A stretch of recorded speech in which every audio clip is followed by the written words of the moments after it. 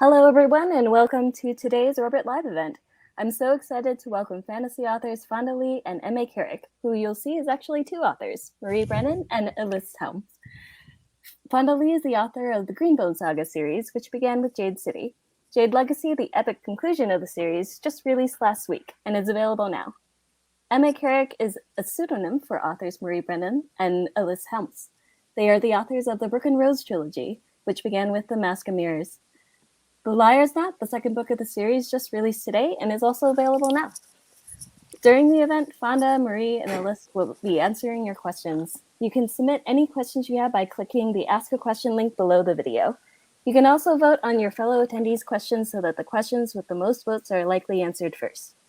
This event is being recorded and you'll be able to access the replay using the same Crowdcast link you used to enter the event. And now, without further ado, I'll turn the event over to the authors. Take it away. Thank you. Well, thanks everyone for joining us tonight.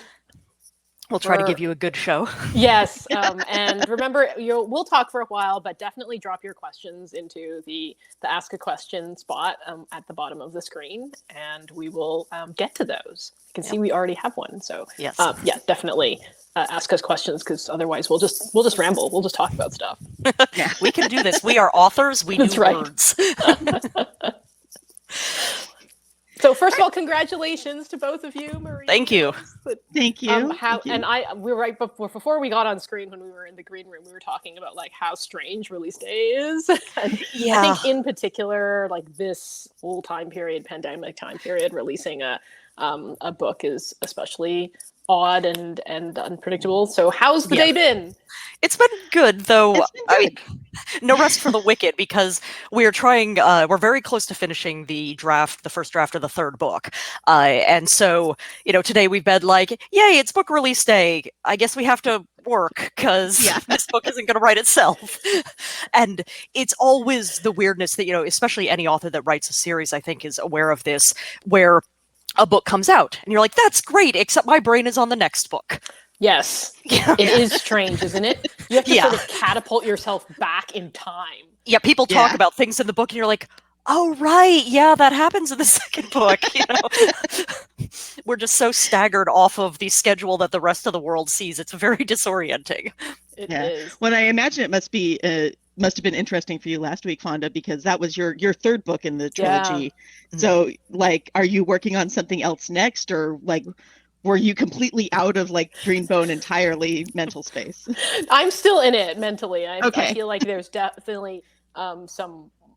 It's been hard actually to pull my head out of Greenbone Saga world, because I've now spent 7+ years living in this world. And so shifting to something new has been a challenge. And actually finishing the third book, I didn't want to leave the world yet, so I wrote a novella, and then I wrote a bunch of short fiction. Now I feel like I'm just writing fan fiction in my own world. I may have done that. There's actually literally a Lady Trent related short story that I just posted it to an archive of our own, because it's not something I can sell. It's a post-canon fic for Returning Darkness into Light, which is the standalone sequel, and it's not an independent short story. It is fundamentally a piece of fan fiction that I wrote for my own book. So I just put it up on AO3 because, why not? Yeah, and I think after we finish book 3, we've talked about, things we want to write that are definitely very strange side projects. Both of us have a background in anthropology and folklore, and we have a folklore collection we want to write with different kinds of hero tales and legends animal fables and all the different classes of folklore. Oh, and people will eat it up, and so I'm. This has been hard to get any real work done over the last week, as I'm sure you can imagine, what with launch and so on. And so when I have had a little bit of time to focus, I've been writing the travel guide to John Loon, where I just write a Lonely Planet style guide to all the restaurants that I've populated the city with. I was going to say, if you want to try the octopus at Twice Lucky, good luck. So that's fortunately. So one thing I did this year was start a Patreon so I could just dump all of that stuff in there, and people could enjoy it. I was about to say, it's one of the nice things about the kind of brave new world of the way publishing works now, that with stuff like Patreon, with stuff like electronic publishing, you can take those bizarre little projects that you're like, nobody's ever going to like buy this and put it in a magazine or something like that, because it's the Lonely Planet guide to my setting. Like, but you can still do it and put it out there, and it's like a DVD extra, basically. Right. That's basically what I feel like I've been doing during this launch period, because my brain is so in Green Bone Saga world, because that's what I'm talking about on every event and every podcast and every event. Everything is revolving still around like these characters in this world. So working on something completely different is kind of beyond my capabilities at the moment. And after the holidays, there's other stuff that I can do. But right now, it's DVD extras. Think of it like weaning yourself off an addiction, right? You got to step down. You can't go cold turkey. Yes, authors are addicts of their own work. This is actually not a secret at all. Yeah, no, we've like support groups for this sort of thing. Yeah. Do you think that you would return and write more novels in that setting, or do you feel like the main work is done? That's I've been asked this question, and of course, when I think about it, I never say never, but at the same time, I feel like the story that I set out to tell has been told. Yeah, and I don't want to write more stuff in it just because I can. It has to be for a specific reason, because there's another entirely self-contained different story that I want to tell. And the world is cool, but like that's not enough for me to justify writing more stuff in it. That's what fan fiction is for. So that's where I'm at. I'm kind of like never say never, but also I have other projects that have backlogged for over half a dozen years. I couldn't get to them. So I feel a little bad. You can relate to that feeling where it's like, okay, cool idea. No, can't think about it. No, on contract. You gotta shove it into a box and you tell yourself you'll work on it in 3 years. And now the time has come. So I feel a little guilty because there's a series that Ellis has been working on for quite some time, which like they were really gearing up and doing like, some important revision work on it and such. And then all of a sudden Rook and Rose happened. And I'm like, so Chiaroscuro got set back by about 5 years. Oops. Sorry about that. And I'm going to have to do a lot of retooling because there's enough similarities, I think, between the world and what we ended up building for this world that I kind of want to pry them out from each other a little bit. Because I don't want to just be the person who writes Italian Renaissance economic fantasy. Not that that's a bad niche or anything. Let's go. There are worse ones. Exactly. But it is funny how the like sequencing of stuff being published sometimes happens, because I wrote another novella this year that was one that I started over 6 years ago, because I'd begun working on it and then I shelved it. And then when I had a new project to work on after I turned in Jade Legacy, I was like, hey, I still like this project. So I pulled it out and like retooled it completely. But it's weird that like some of the words in there were written so long ago. Yeah, I've got that with some of my older things that I look at occasionally and go, I could probably do something with this, for something I wrote 18 years ago. It's remarkably not terrible. But I get into this conversation sometimes with authors, and I'm like, the nice thing about manuscripts is they're shelf stable. Like, if you're working on something and then you set it aside and you come back to it 6 years later or whatever, it's not like it will have gotten mildew on it or something. Like, you can still take the bits that are good and work with them. That actually happened to me with A Natural History of Dragons. I wrote the first 20 or 30,000 words of it just kind of on a lark, and then set it aside for several years, and then came back to it and finished it and sold it. And so, you can start something and then just let it kind of gestate in the background or whatever. Yeah, definitely. We will probably get this question, but I'm going to ask it anyway, because I can finally talk to the both of you at the same time. And I actually had started having this conversation with Marie when we were at a con together last month. And I am fascinated by how co-writing works, because like it is such a like writing a novel to me feels like such a like I am the god of this world, and like I have sole control, and I don't know whether or not and like I said, again, never say never. I can certainly imagine having a situation where I co-wrote something, but I'm just so curious about like how it came together for the two of you, and how you decided to do it, like to do this project together, and logistically how it works. Because when I read Mask of Mirrors, beautiful Mask of Mirrors, it's not like you can tell who wrote what part, right? Like it all just flows together as like one authorial voice. And I was thinking in comparison to, say, This Is How We Win the Time War, that Max Gladstone and Amal El-Mohtar wrote together. They split up by POV. And that was how they like made, and it was epistolary, so they could like pass pieces back and forth. So how do you guys do it when it's like it's one big, very like complex story with like a lot of moving pieces, but also you have the logistical task of making it all flow together and like fit together as one authorial voice? Well, and I think we were talking about this earlier, and I think one of the hardest things, and one of the things that's not really like shareable or teachable, is finding a collaborator, which we kind of fell backwards into. I don't know. So Marie, you can start telling, because I interrupted you. But we were kind of talking about that earlier. I'll give sort of the backstory, and then you can get into the logistics of how we do it. The very potted version of this is that Ellis is running a tabletop role-playing game where I'm playing a con artist named Ren, which might sound familiar.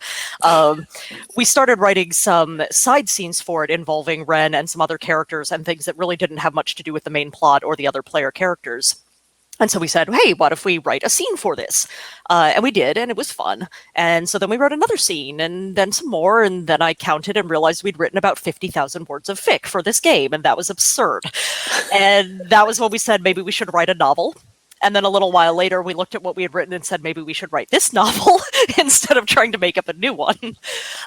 So we came at it from that direction, and like I said, I'll let Ellis kind of describe the logistics of it, but how we approach the collaboration actually comes out a lot of from that approach to it, that it was something we were writing for a game, and therefore the way we approached it there is kind of the way we approach it in the novel in some respects anyway. Yeah, because I think originally when it was the game scene, it was, Marie was playing Ren, her character, and was providing a lot of kind of Ren's actions, her inner thoughts and everything like that. And so it was her perspective. And then I was providing, the characters that she was playing off of or having conversations with, kind of the challenges, if there was like a story, like a GM kind of gaming aspect of like, you need to break into this place. And we were kind of collaborating on how we wanted the scene to kind of flow and where we wanted it to go and everything like that. When we made the transition when we said, hey, why don't we figure out this as a novel and write that, we kind of had to pry everything back down to the bolts and rebuild everything, because, what is game shaped is not what is novel shaped. And, so we kind of had to build entirely new plots that we could kind of hang these particular characters and the character relationships off of, and, kind of work from there. And so in that process, it became a lot less, Marie owning Ren and me kind of owning the world and the NPCs, and much more us kind of co-owning everything. There's still this has gotten even more collapsed over time. There's still a tendency sometimes for, if it seems from Ren's perspective, it's more likely that Marie will be writing kind of Ren's thoughts and dialogue, and I'll be writing the other characters. And then if it seems like from Vargo or Gray's perspective, I'll more be taking point with Vargo and Gray, and Marie will be doing the other. But as time has gone, and now we're at the end of the third book, it's really completely just blended who writes what. And we go back and forth. We write in a Google Doc. We go back and forth pretty much sometimes on the line level, usually on like maybe the paragraph level, or, a couple short paragraphs. Very rarely do we end up where one of us will write like an entire scene on their own. Unless it happens from time to time. I was gonna say, sometimes if there's like a test scene, I'll write that, and if there's like a Ren doing pattern, Marie will write that. But but then I mean, we both revise it so extensively that by the time we're done, we've gone over each other's words so many times that it would be like, like those art conservationists who are trying to find like, okay, here's this painting and we need to figure out what the various restorations were done. You'd have to dig through the guts of the Google Doc versioning to even figure out most of the stuff. There's bits where we know for sure, like, oh, Ellis definitely wrote that bit because I remember my reaction when I read it. Yeah. But mostly, even we can't tell most of the time.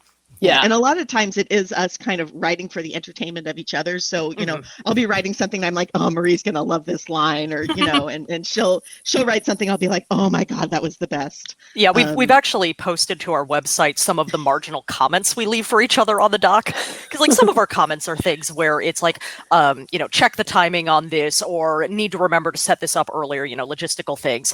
And other times it's just, ridiculous commentary of, there's one bit with Ren and Tess where Alyssa's marginal comment was like, breaks a champagne bottle across the bow. I christened this ship the HMS Renafor, because like Alyssa ships any and every character in these books.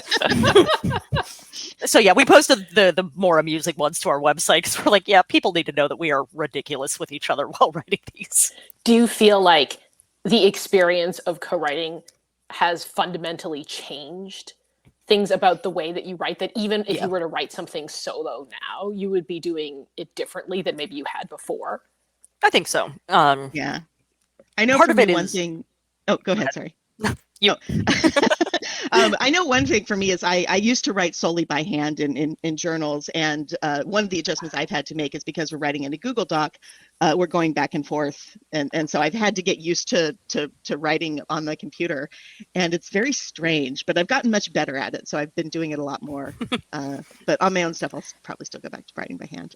Yeah, well, and we've both, I think, had to become much more outliners than we tend to be on our own, because I'm perfectly fine with the idea that when I'm writing a story, I've got this like vague, evolving cloud of story stuff in my head. It doesn't work when there are two heads literally involved, and like Ellis can't see that cloud. And plus, just the sheer level of like intricacy of plot and intrigue and secrets and lies and so forth, we can't just wing our way through that. We would have wound up with an absolute disaster of a first draft. So both of us have had to be much more extensive in the planning. And when I was writing The Night Parade of 100 Demons, which is the other book I had out this year, somehow I wound up with 3. That's weird. Weird scheduling, man. I actually found myself outlining that book more than I normally do. Still not a lot by the standards of like real outliners, but more than usual. And that I think was in part because for that book, I had to hit a fairly narrow range of word count. And I thought, oh man, if I just try to fake my way to that, I'll probably miss by 15,000 words. So needed to actually plan my way to it a little more carefully. I think also, I know for me, I've had to be able to kind of think through and articulate things that have felt instinctual before. Like when I know like a story thing isn't working, I'm like, this isn't working. And I'll just kind of like, try to work my way through things, or, figure it out just by writing through it or whatever.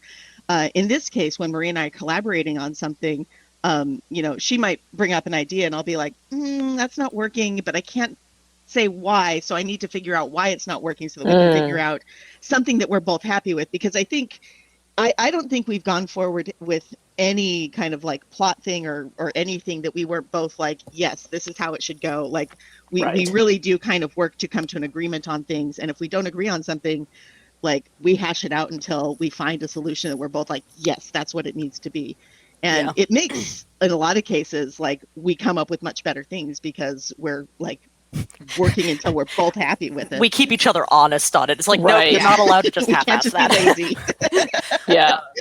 I mean, and you have to be pretty blunt with each other, right? Like have to have that level of trust as writers that you're not going to be, say, offending the other writer's feelings if you say, hey, this dialogue is ringing false to me, right? And they're not going to get defensive about it.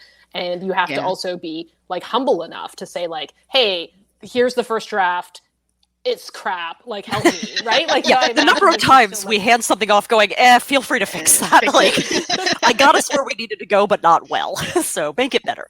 We're actually going to be teaching a like 1 hour sort of lecture class for Clarion West sometime next spring that's going to be on collaboration. And these are exactly the things we're going to talk about, is like the need to be number one, willing to let go of your own ideas, like not Right. be super defensive of, no, but that was mine and I need 50% of this to be me, and the willingness to, to call the other person out when it's like, well, that could work, but I don't really feel like it sings. And so, let's do better.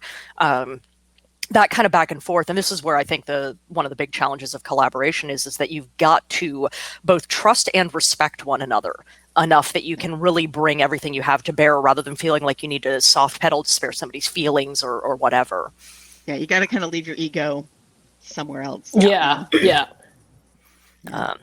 I was going to ask, are you much of an outliner, or like, are you the sort of person who went into your trilogy with a clear sense of here's where the whole epic is going, or was it, I wrote a book, ooh, more books, okay. and kind of an addendum to that, because you are where like we're headed. Like, do you have any advice on ending and sticking the landing? Because I know that's like the big kind of when you have a trilogy, endings are hard. Yeah. And there's a lot of pressure on you at that point. Like, people they've stayed with you for the first couple books, and at that point you have an audience that has their own ideas about what they want to happen in the third book. And so yes, I guess I'll answer the first question, which is I had a sense that this world was big enough for me to do a trilogy, and I kind of knew that the story that I wanted to tell in this world was of this one family.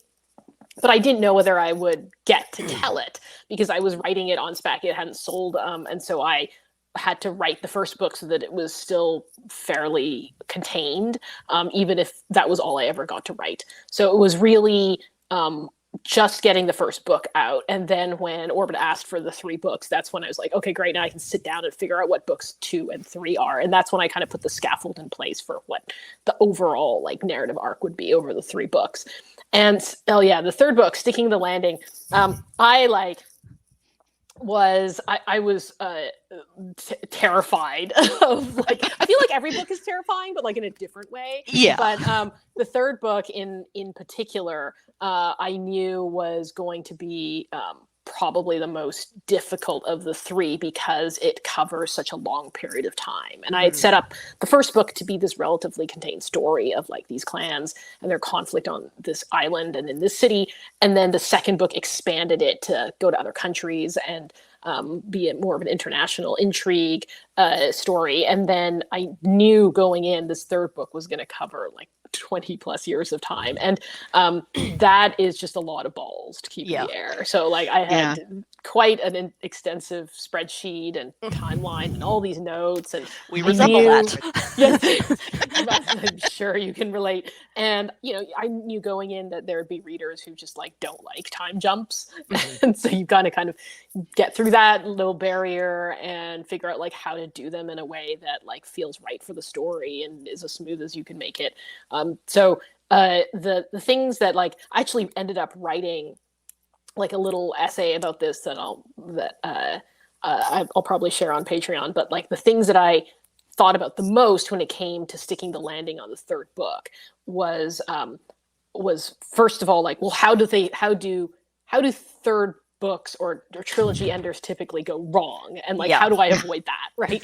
And so one of the ways that they go wrong is like they veer off into like directions that don't like answer the central question. And it would have been easy like at any point for me to be like, and now let's start like another plot in this other country with a whole new cast of characters and just go off and suffer scope creep. I would not be the first author to fall prey to scope creep. And I had to kind of keep my eyes on the ball and be like, okay, well, what is the story really about? Like, what's the central spine of this narrative? And for me, that was the family saga. So like I didn't have to tie up every loose end, but I had to answer the central question, which is, what becomes of the conflict that is begun in the book 1, and close the story of this generation of characters in this family. So that's kind of how I kept the focus, and like the emotional payoff has to land there. Yeah, I think managing scale at the end of any series really is one of the big challenges, because there is this expectation that a series is going to get in some fashion bigger and grander with each book. And the form of big and grand can vary from series to series. Like, it's not necessarily all bigger battles and such, but things are going to get more scaled up from what they were previously, and then it starts being, okay, and how do I keep that within the bounds of the book? Right. But you can also suffer the opposite, where it feels like they're just closing doors. Right? Where it's just like there's no like new where's conflict. the intensity of emotion? Or and so even with the third book, you still need to be introducing new characters, new conflicts. Like, it still has to have its own building arc, and it can't just be like, you know, the Game of Thrones season 8, where it just felt like, let's kill this character, and close this door, and like sweep up the floor and turn off the lights. Like, it can't just feel like they're, you know, you're just dragging on like current, or you're trying to shut off every avenue of current plot. Like, there still has to be, I think, build in its own right. With that third book. Yeah. We there have been multiple times, especially in this third book, where especially Ellis is the one who's usually saying, I don't want to feel like we're just checking something off a list here. Right. You know, because we do have sort of the hit list of here's all the things that need to get resolved. Yeah. But if it feels to the reader like we're going down the list going, okay, dealt with that, that, then it's not good. Yes. And I think it's fine to have things that aren't entirely resolved at the end, because like there's nothing in life ever reaches a point where it's like, and everything is answered. Like, you want to give the impression that even after you close the book, on the last page, this world and these characters are a going concern. So it's not like everything is neatly tied up with a bow. I do think, I mean, there's always going to be readers who are like, I would have liked to see more of this. But you know, you can't satisfy every reader. Well, and I think you can satisfy the main the main thrust of the story, getting without being like, check. Yeah, getting the I wanted more of this, I actually take that as like a compliment rather than necessarily a, oh, you failed. Because you know, if people feel like they got everything they wanted, then they're probably going to feel dissatisfied with getting it. Plus, and then there's no room for fanfic. Exactly. Yeah, but literally the scene that we were writing this afternoon prior to this event is one where it is basically us tying off one of the major conflicts, but we're trying to be clear about the fact that we're tying it off in a, is this going to solve everything with a neat little bow? No. It's going to be messy. It will have its own problems in the longer term, but it is progress on the problem that they had. They've managed to achieve some amount of an actual solution. And like, if we tried to give you a more pat solution, I think readers would be sitting there going, that was so easy and shallow. Yeah. You got to live with a degree of messiness here, people, because the definitely. whole solution isn't going to come in a scene. Anyway, I just noticed we're almost half an hour in and we've got 10 questions. We do. Let's tackle some of these. Yeah. Okay. Since it's a very popular question, will there ever be pattern cards? I was going to say that's a quick one for us to knock off. We hope so. We really, really hope so. Basically, because we're just now finishing the draft of book 3, it is not going to be out in 2022, for which we apologize. You're going to have to wait a little more than a year. However, to keep us busy in 2022, our plan is actually to try and crowdfund an actual pattern deck. Like, we're going to hire an artist and pay them real money to make art and print up the cards, and you can have your very own pattern deck. This is something we have wanted to do since we began planning the series. Currently, fingers crossed, we're going to try to do it in 2022. It'll be a challenge because if you've ever looked at Kickstarters for things like this, they ain't cheap. If we want to pay the artist the money that they deserve for their work, it's going to be a pretty large project. But we are intending to do it, so if that is something you are interested in, keep an eye on our Twitter, our website, sign up for our newsletters, whatever, and we will definitely let you know when it happens, because we really want it to. We really do. That's going to be Marie awesome. Actually has a several iterations now, because we've had to go through a couple iterations, but she's got like blank cards that we've like written the card names on. Yeah, and I've written on them in Sharpie. They're super fancy. Yeah. They're super fancy. But yeah, we use that currently, but it would be really nice to have, a fancy real deck. And I should say, when we say that we use that currently, there's an essay up on our website that talks about this, but all of the patterns in our books are real. Like, I shuffle the cards, I deal the cards, and whatever I've dealt is what goes into the book. So it's been an interesting way of doing things. Yeah. You don't just ever be like, that didn't happen. There have been a few things we had to tweak because, for example, we restructured the deck partway through writing the first book, and so we had to decide what to do about the patterns we had already laid. The piece on our website goes into detail about what we did, but mostly, no, it's that's what we dealt. That's what we're working with. Okay, then. I wonder if that has to do with like the game environment that this a bit, generated out of. Yeah, it does. Yeah. And I do know, especially towards the end when we were like, in this past book, when we were relaying the last couple of patterns that were really important for one thing or another, we were getting scared that the magic would go away and the way that the cards were coming out so perfectly like wouldn't line up. And I think we've laid the last pattern at this point that we're going to lay. I mean, never say never, but yeah. But and it all worked out. So we didn't have to fudge it like we were tempted to near the end if it hadn't worked out. We were like, nope, we went with it. Yeah. It's going to be so awesome. All right. Next upvoted question here. This one is for Fonda. How has your experience been as a woman of color publishing fantasy? Are you seeing any changes in the industry? In the same vein, is there any overlap with YA when it comes to trends? That's a good question. I mean, I have certainly seen changes in the industry, like 100%. I mean, when I started trying to get published, honestly, I could count on one hand, the number of Asian American fantasy authors that I knew in the industry. And I went looking for any fantasy that was influenced by Eastern culture and mythology. And I found Cindy Pond's series and a couple of other Eon and Iona, which were written by Alison Goodman. And that was it. And they were in YA. And that was oh gosh, it would have been about 10 plus years ago now. And I actually would say that YA was more of the vanguard in terms of opening up speculative fiction to more diverse inspirations and cultures, influences, time periods, because all of YA sits together on a shelf. And it was, I think, easier for authors to do stuff that was more cross genre, that was sort of a blend between, let's say, speculative and literary, or speculative and historical. And there didn't seem to be as many hard lines in YA at that time, especially when it was going through this huge boom. Right. So that was how I actually got back into writing, was through YA. I'd written for myself for fun, but hadn't pursued it professionally until that time. And when I came back and I thought back on all the stuff I loved when I was a kid, all the traditional fantasy, that wasn't what I wanted to write. I wanted to write stuff that was different, and YA was kind of where that was happening. So my first a couple of novels were in YA.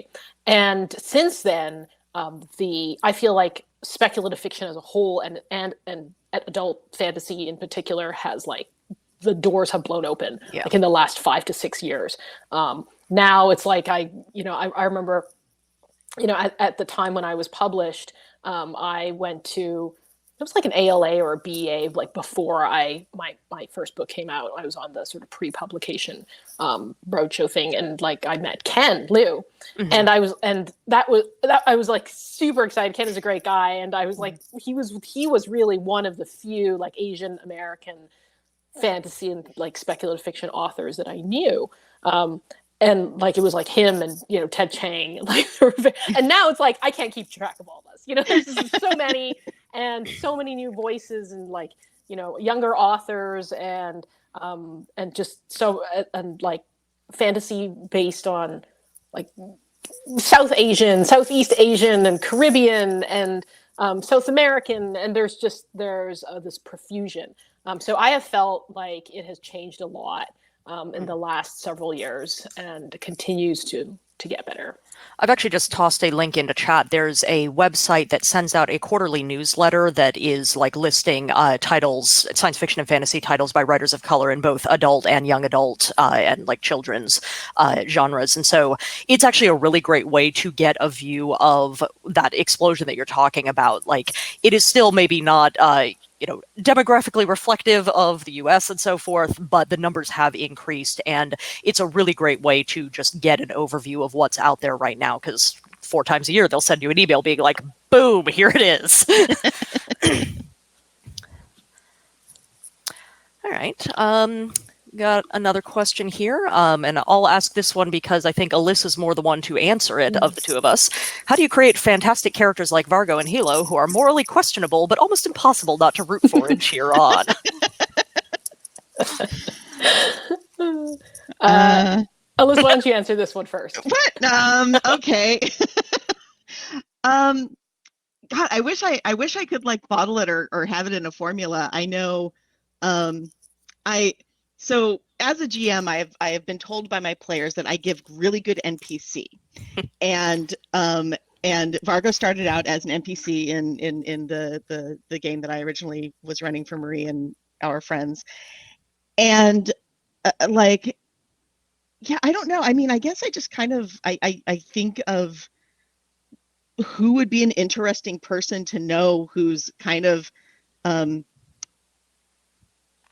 got their, I think like a struggle, something to prove to the world, but also kind of a don't give a shit attitude that they use to cover up, like, the more that they show the world that they don't, have issues and are trying not to, are trying to not have problems. And the more that is in dissonance with the kind of struggles and problems, self-esteem issues or, worries about where they fit, things like that.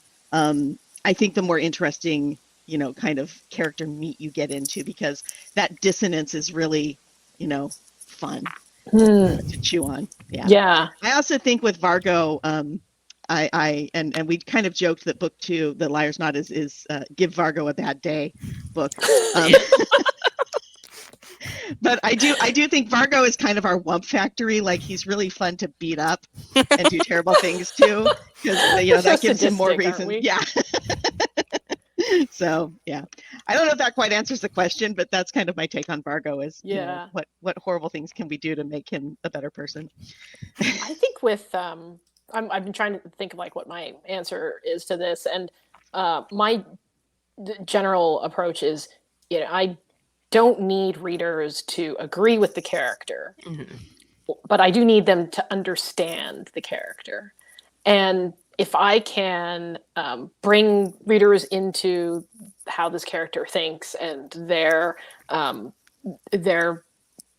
priorities, their desires, their upbringing, their needs, that you can root for just about anyone if you really truly understand them.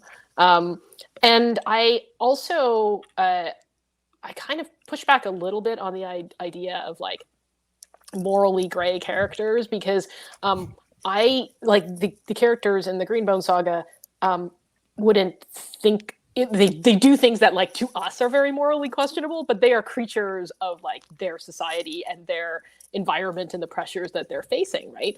So I've said on a few occasions that I don't think of myself as writing morally questionable characters. I think of myself as writing morally questionable societies or morally questionable situations. And then I put my characters in those societies and those situations, and they have to, they act in that context.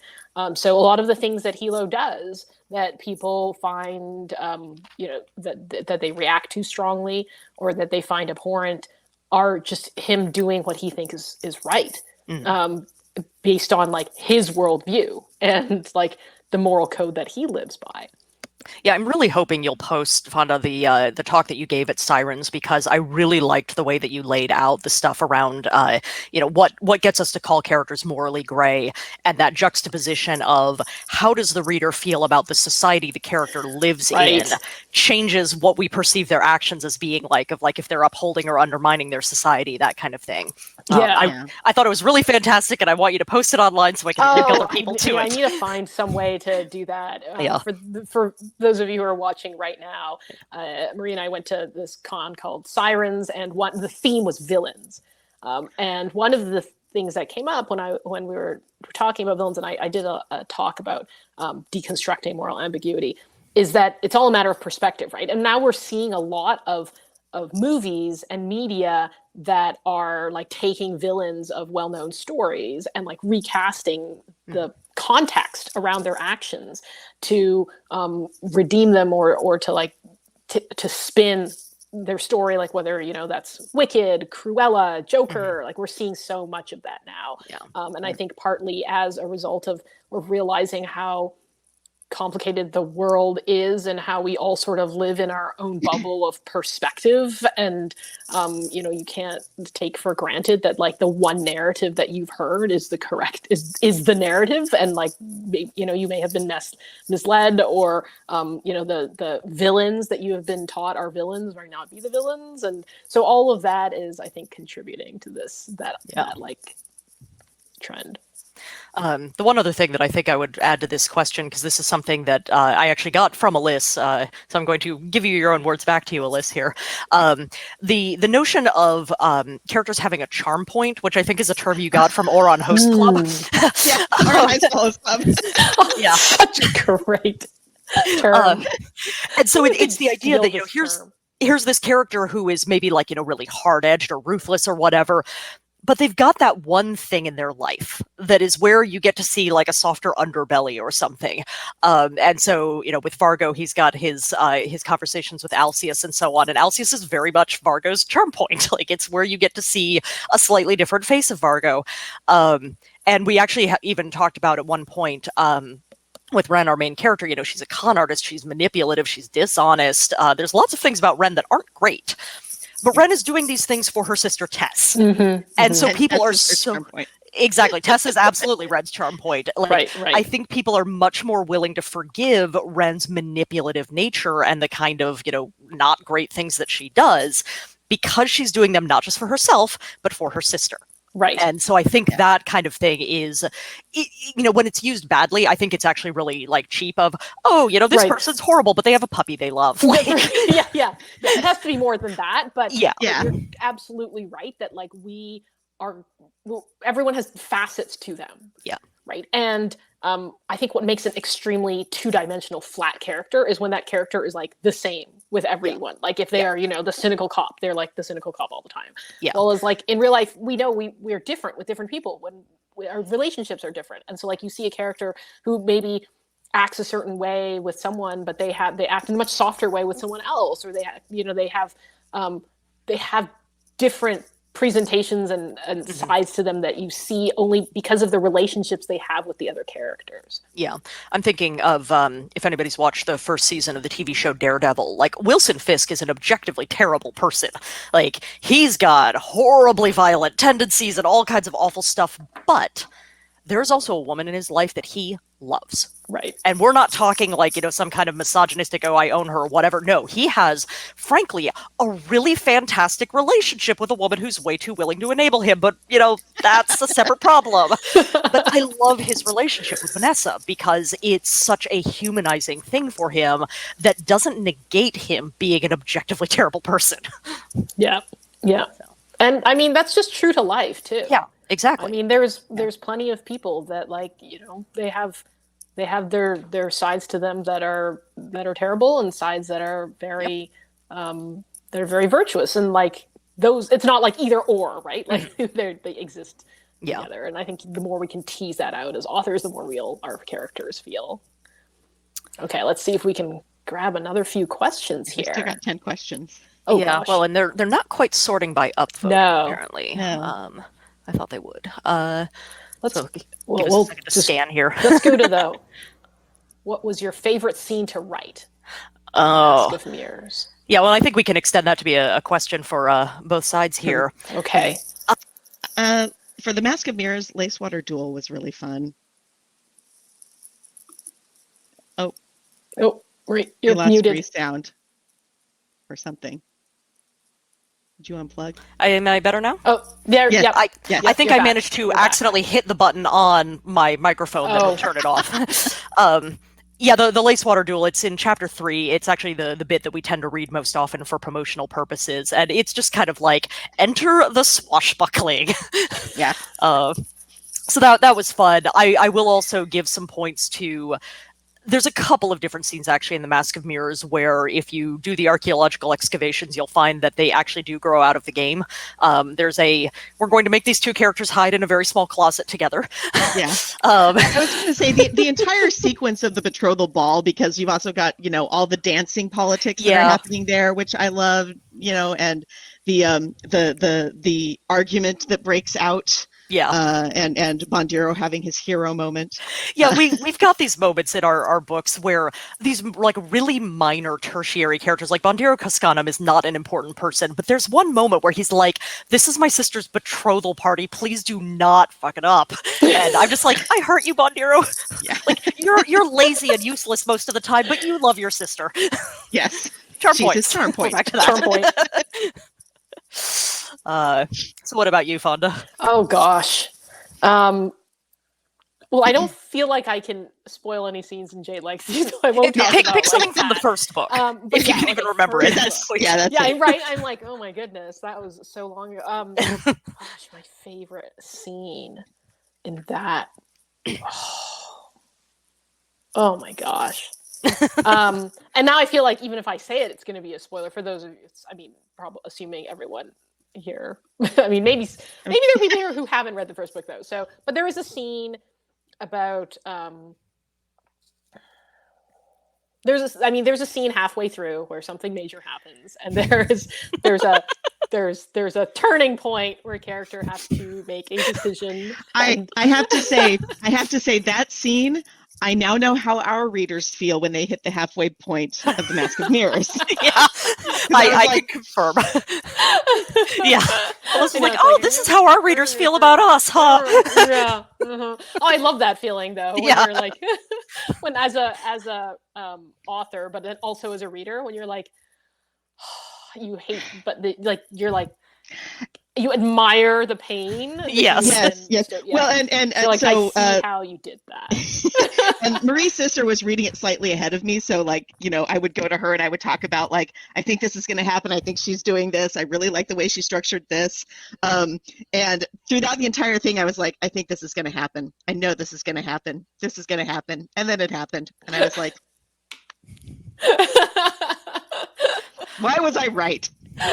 So yeah, you can see it coming though, because as a writer, you can sort of see breadcrumbs. Yeah, and what I really admired was the fake out that you did at the end of the first part. Right. Because I thought it was happening then, and it was a great fake out. Yeah. There is a certain I don't know if you remember now what I'm talking about. I know. Yeah. It's just so good. Yeah. It is a double-edged sword being a professional writer and then going to read books, because on the one hand, my ability to read stuff that, I would have been fine with, 20 years ago or whatever. Right. I'm like, no, I'm mentally rewriting it as I read. This is not going to work. I have to put it down. But then the flip side is those moments where you're like, oh, I see what you're doing. Yes. Sink that knife in a little deeper, twist it around there. Yeah. You sort of see how the crowd's made, the workings of the clock. Yeah. And so it's deeper appreciation for the stuff that's really well done. Well, one thing I have to say though, I know some of the big set pieces and the big turning points are they're fun to write, they're you're sort of building up to them.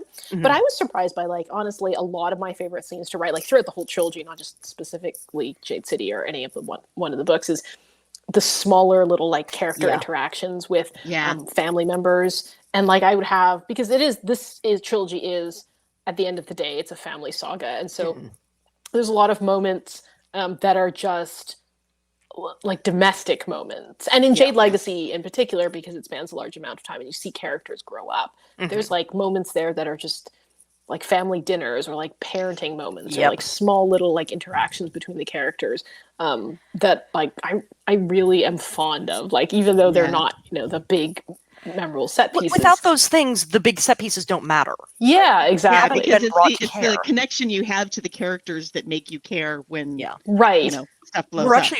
We're really glad that our editor, Priyanka Krishnan, she previously had worked in both historical fiction and in romance, which I think makes her a really ideal editor for us, because she would actually push, there's a few scenes in The Mask of Mirrors that got added during editorial revisions because Priyanka basically said, I want some more moments with these characters here. Obviously the books are on the large side, and she was trying to get us to trim it down as much as we could, but not to trim it down at the expense of those quiet moments, because she understands that you need them to really build up the attachment to the characters, so it'll hurt more when you do horrible things to them later. So true. So true. Yeah. Okay. I'm scrolling through, and I know we only have time for like maybe a couple more questions, but there's we can one probably in be quicker. Yeah, but like there is one though that I do want to ask, because I think it's great. Do either of you ballroom dance? Because those scenes were everything I love about ballroom dancing. But I want to tack onto this for myself as well, because one of the things that I noticed when I was reading Mask of Mirrors was like how much. Well, there's so much politics and also fashion. Like, how did you bring fashion in as like such a sort of key like textural element of the story? We're going to be on a panel called Textiles and Politics at Worldcon, where we will answer this in more depth. So I know Marie and I both have like backgrounds in dance, and I have done country dancing, like English country dancing, Scottish and Irish country dancing, and a variety of different kinds of social dance for many, many years. And I was a dancer out at like Dickens Fair and stuff like that. And so not only do we have that kind of dance experience, but at several of those dances, I have actually like written out what the figures are. So someday or another, we will actually probably post here's the dance figure book, so that you could do the dances yourself.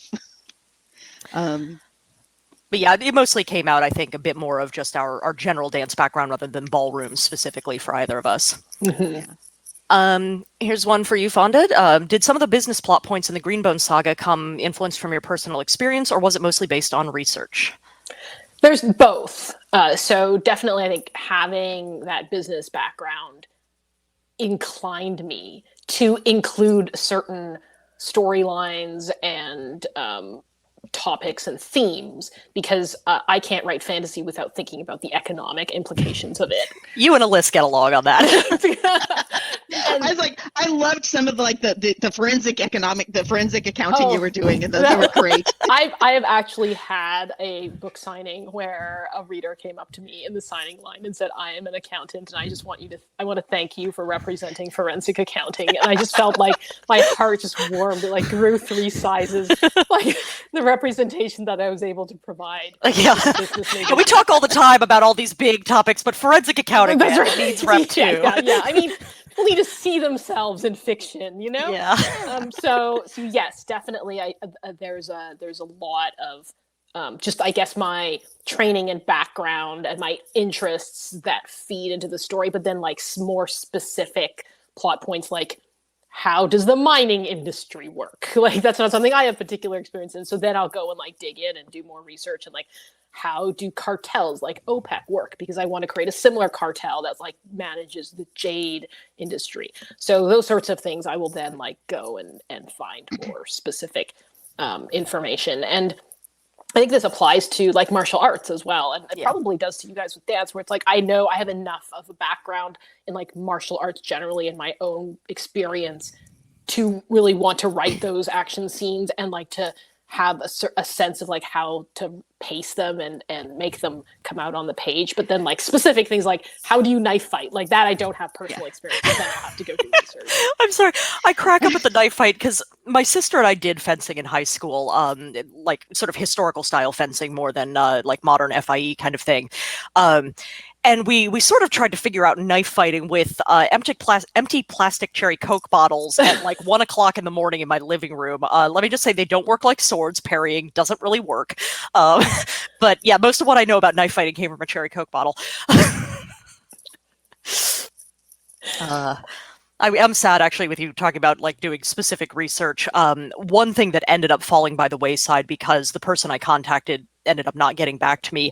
But I really wanted to look more into La Verdadera Destreza, which is a particular Spanish style of fencing, because our friend Mike Underwood, who fences quite a lot, shorthands it as "I kill you with geometry." And we're like, well, the Leganti do sacred geometric magic. So clearly their ways of talking, you get a tiny hint of it in one scene. I'm like, their ways of talking about fencing would basically be Destreza. And I want to figure out how to map Numenatria and Destreza to each other, and then it fell by the wayside. So I didn't do that, but I wanted to. Okay, we got 5 minutes left. We are being here. The speed round. Yes. Yeah. Yes. Actually, since it riffs off of what I just said a moment before, the new conventions for times and the months and so on, where did that come from? Basically, it came from Numenatria and the fact that we're like, okay, the Leganti have everything built around this 0 to 10 system, and so they're going to kind of decimalize everything. So we were actually looking a bit at like the French Revolutionary calendar and clock were decimalized. And that's why there are like basically 20 hours in their day, and we divided it up so a bell is 12 minutes. There are 10 months in their year with 5 intercalary days. Like everything was built around 10 for the Leganti because of Numenatria. And then we got to get some great kind of like cultural smash because despite that, they actually have 7-day weeks because when you get to Versailles and you get the Versanian culture and you have a much more on the ground, like a calendar is kind of a big imposed thing, but like a weekday, is much more like you fall into local patterns. And so the Versanian calendar smashes into the Leganti calendar and creates this nice kind of cultural mess that, drives the Leganti crazy. I love those chewy parts of world building, right? Like the things that like readers they're just going to pass by in the background for a lot of readers, but then like as authors we're like, let's get deep into the like the gears of how this works. Well, and I mean, we call this trilogy When Anthropologists Attack, which is not the best line for it. That makes a lot of sense. Fonda, are your short stories available anywhere? Yes, they are. They are on my Patreon. So if you want them, you can go to patreon.com/FondaLee. And I also do monthly Q&As there. So if and we have a Discord server, and if anyone wants to ask you more questions like on a more regular basis, that's where you can do that. Actually, that reminds me, I will pull up a link here. Let's take a moment here to briefly, pimp our various sites and such. I also have a Patreon, which is Patreon/Swan_Tower. So if you like the world building, that is literally what my Patreon is about. It is entirely about world building in science fiction and fantasy. I also just put a link into the chat there for our Discord, where we've got some spoiler threads set up for people to talk about The Liar's Knot. You can safely discuss just the portion of the book you've read and not hit spoilers from elsewhere. Yeah. I have that on my Discord as well, and it's really cool because it's just blacked out text now because it's about putting exactly. They'll put Jade Legacy chapter 25 or whatever, and then it's like Jade Legacy chapter 36. And it's just like a CIA document because it's just like all redacted. Hey, I was gonna say it's like getting something from the government. It's just redacted, redacted. Exactly. But yeah, so I mean, I think we're all online in various places. We're at macarrick.com, swantower.com for me, ellishelms.com for Ellis, and then on Twitter, ma_Carrick, swan_tower, and Ellis Helms, no underscore. Yep. And you can find me besides the Patreon, which I have. I'm on my website's fondalee.com. I'm on Instagram as fonda.lee and Twitter at FondaJLee. Yeah, the vagaries of, the username I had before is already taken here. Gotta tweak it. That's why the underscores. Yes. Well, thank you all very much for coming to this, and I'm sorry we weren't able to get to all of the questions, but that's just, in a way that's an encouraging sign for us. There are many things you guys wanted us to talk about that I think we did cover the how does co-authoring work. Yeah. Yeah, I was going to say we got a couple of these. And you touched on some of the inspirations for the world building and such. Right. Right. I do think Ren and Wen would get along. I think Ren and Wen would get along. I think Vargo and Hilo would have an interesting conversation. Yes, I think that's correct. It depends on what circumstances they met under. It would be it would very much depend on like under what circumstances they were interacting. Yeah. I think Vargo and Lon would get along very well. I think that's fair. I think Yes. yeah. And Ren and Wen both definitely have the like they're both Slytherins. Like, Yes. That I wish I could say you're wrong about Ren, but you're not. All right. Well, we are at the hour. Thank you, everyone, for coming. This has been a blast. Yeah. Thank you for your questions. And Fonda, we will see you at Worldcon. We will. Yeah. And congratulations again on release day. Thank you. Yes, Everyone thank you. Go out and and buy the books. if anybody There's a else link is down there. Yep. Go click that. Yes, go buy. Go by. Yes, and if anybody else is coming to Worldcon or is going to be at Worldcon, say hi to us. Yes, please come up and say hello. Yes, don't be intimidated. Yeah. We're people. Most of the time. Most of the time. We won't bite though, because we all have masks. So Yes. we literally cannot. Very good for bite prevention. Okay, at this point we're just rambling. We're So just I don't know, because they said it would turn off like all well, of a I think we're sudden. supposed to wave so now we're goodbye just- and then they know to turn it Goodbye, off. So everyone. goodbye, everyone.